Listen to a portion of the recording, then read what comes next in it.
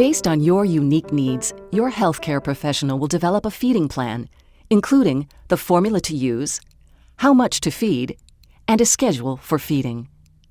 He or she should evaluate you regularly to ensure you're getting enough of the right formula. In addition to formula, you'll need a feeding container. If the container does not have an attached feeding set, you'll need tubing to connect the feeding container to your feeding tube.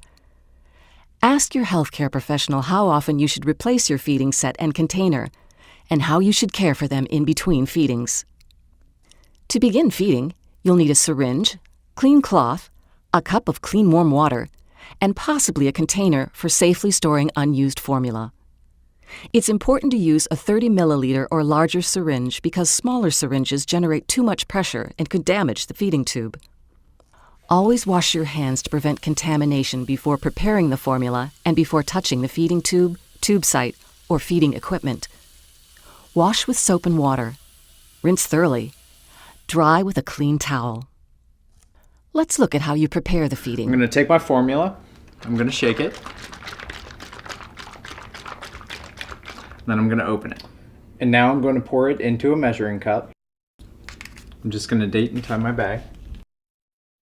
Attach the feeding set to the container, if it is not pre-attached, and close the clamp. Pour the formula into the feeding container. Hang the container on an IV pole or wall hook. Cover any unused formula and write the date and time on it. Store it in the refrigerator. Follow the instructions for gravity feeding or pump feeding. Your healthcare professional will tell you which method to use.